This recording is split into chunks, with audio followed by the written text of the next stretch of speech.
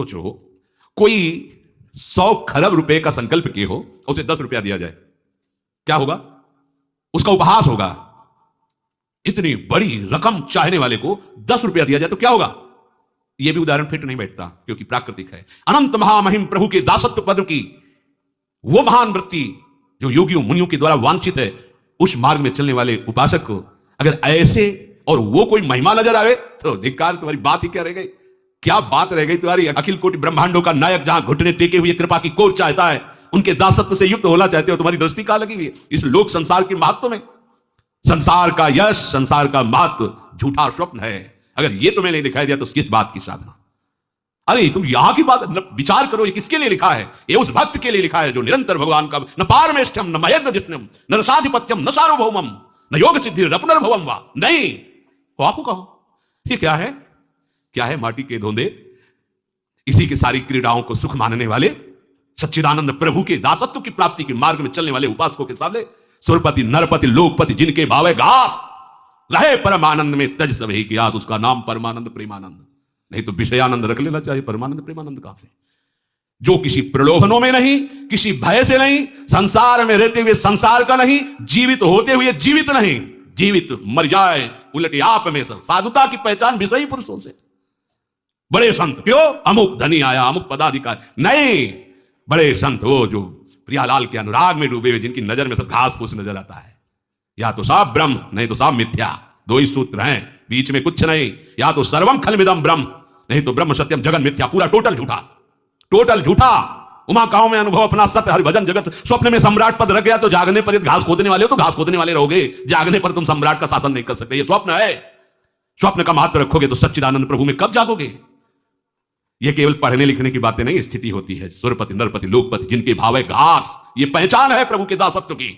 अगर आदर है संसार का तो केवल भगवत संबंध से है। अगर किसी पद, किसी प्रतिष्ठा, किसी यश, किसी धन संपत्ति, मतलब है कि स्वाग हो रहा है, भक्ति नहीं। भक्ति का तभी स्वरूप माना जाएगा विवेक और वैराग्य दोनों बिल्कुल प्रज्वलित हो। बिन विवेक वैराग्य भक्ति बिन सत्य न एको मानो, भगवत विमुख कपट चतुराई सोपा खंडे जानो। ये गर्व का विषय है, गर्व का विषय है श्री श्यामाजू के बल अभिमानी। ए अनंत ब्रह्मांडों के स्वामी से भी टेढ़े रहे मोहन रसिया सो, टेढ़े रहे मोहन रसिया सो। बोले अटपट बानी हम श्री श्यामाजू के बल। अब कहां हो, कहां हो? जहां देवलोक भूलोक रसातल सोनी कवि कुल मत डरिए, वह तुम्हारा किसी पांच भौतिक रूप को देखने के लिए नेत्र, योग्यता कहां तुम्हारे नेत्रों की प्रियालाल को देखने की?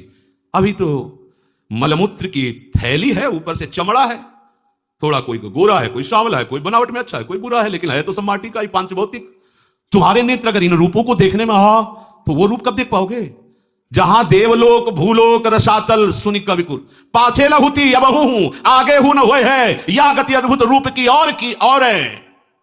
कहां कहां लक्ष्य है? लक्ष्य कहां है? अरे ये सब ऐसे दिखाई देते हैं संसार के रूप, जैसे मकान में आग लग जाए तो कैसा दिखाई देता है, ऐसे उस रूप को जिसको देखने के लिए तुम्हें श्री जी ने आकर्षित किया है, जिस महिमा आप समझ नहीं पा रहे। इतना बड़ा कोई खिलाड़ी होगा श्री कृष्ण जैसा? कालिया नाग की फान पर चढ़कर नृत्य करते हुए उसके अहंकार का मर्दन कर दिया। 60,000 हाथियों का बल रखने वाले कोलियापीड़ को घूंसे से बैठाल दिया। मुष्टि चाणूर ऐसे महाबली की कोई इनके सामने नहीं खड़ा हो सकता। ऐसे पछाड़ के गुड्डी गुड्डा की तरह ऐसे मार के फेंक दिया। कंस जैसा महावीर जिसके बल से प्रभावित होकर जरासंध ने अपनी 2 पुत्रियों का ब्याह कर दिया, घसीट के सिंहासन से पटक के मार डाला। ऐसे महाबली के बल का तुम्हें गर्व नहीं है? जिनके सेवक को कहा गया अतुलित बलधामम हेम शैलाभदेहम, ऐसे स्वामी की तरफ तुम्हारी दृष्टि नहीं गई? कौन इतना बड़ा खिलाड़ी है कि पलक झपकते अनंत ब्रह्मांडों का खेल स्वयं में स्वयं रच दिया? कभी तुम्हें आश्चर्य नहीं होता अपने प्रभु पर? तुम्हारी समझ में नहीं आता, तुम किसके उपासक को समझे भी नहीं आता। उपासक तुम किसके हो? गुणगान किसके गाने निकले? गुणगान किसका गा रहे हो? आश्चर्य में तुम्हें क्या दिखना चाहिए? तुम्हें आश्चर्य किसका दिखाई दे रहा है? यही तो समझ में नहीं आ रहा। अरे जिनकी एक मंद मुस्कान से ऐसी प्रबल माया प्रकट हुई मुनियों को भी मोहित कर लेती है, हम उन प्रभु के दासत्व की थोड़ा तो समझो। तुम हो क्या? समझो, तुम अपने को समझो, तुम दूसरे को क्या समझ पाओगे? अपने को समझो, तुम हो क्या? हरि के दास हो, हरि का दास। कितना बड़ा परम पद है, जानते हो? इससे बड़ा हरिदास कहते हैं कोई खिलवाड़ नहीं है, बहुत बड़ा पद है, इससे बड़ा कोई पद नहीं। इस पद में जो बैठ जाता है तो हरि भी उसकी सेवकाई करने के लिए चाहते हैं। देखो ना, कह रहे मैं पीछे पीछे डोलता हूं, उसकी चरण रज मेरे ऊपर पड़ जाए।